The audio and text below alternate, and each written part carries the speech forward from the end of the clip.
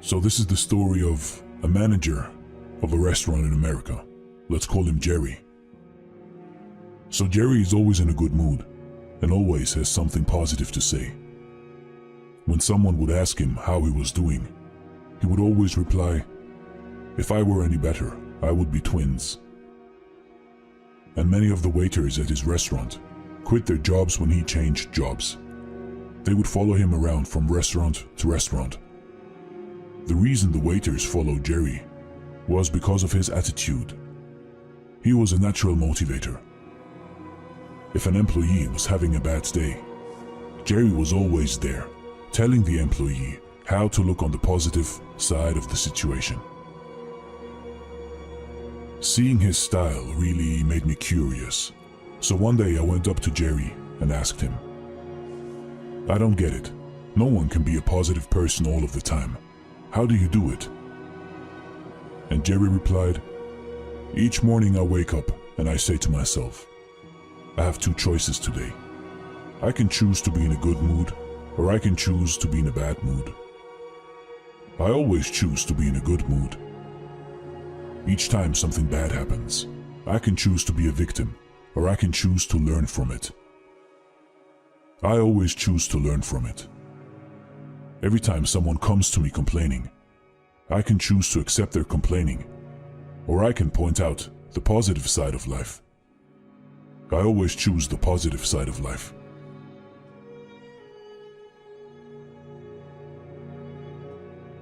"But it's not always that easy," I protested. "Yes, it is," Jerry said. "Life is all about choices. When you cut away all the junk, every situation is a choice. You choose how you react to situations. You choose how people will affect your mood. You choose to be in a good mood or bad mood. It's your choice how to live your life." Several years later, I heard that Jerry accidentally did something you're never supposed to do in the restaurant business in New York. He left the back door of his restaurant open one morning and was robbed by 3 armed men. While trying to open the safe, his hand, shaking from nervousness, slipped off the combination. The robbers panicked and shot him. Luckily, Jerry was found quickly and was rushed to the hospital. After 18 hours of surgery and weeks of intensive care, Jerry was released from the hospital with fragments of the bullets still in his body. I saw Jerry about 6 months after the accident. When I asked him how he was, he replied, "If I were any better, I would be twins. Want to see my scars?" I declined to see his wounds, but did ask him what had gone through his mind as the robbery took place.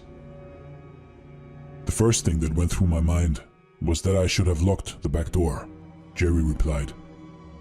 "Then, after they shot me, as I lay on the floor, I remembered that I had 2 choices.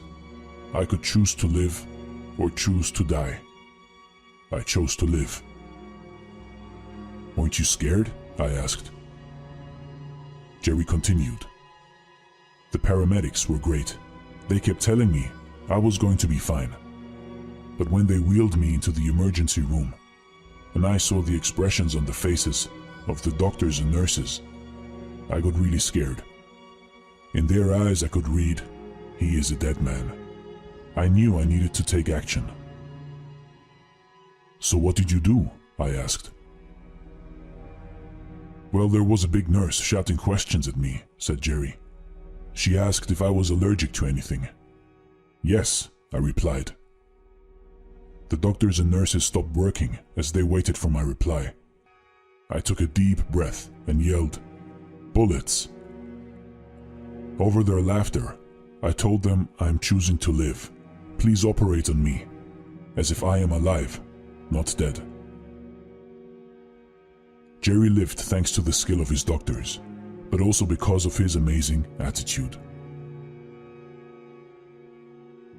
You see, in life, in your life, I learned from him that day that every day you have the choice to either enjoy your life or to hate it. The only thing that is truly yours that no one can control or take from you is your attitude.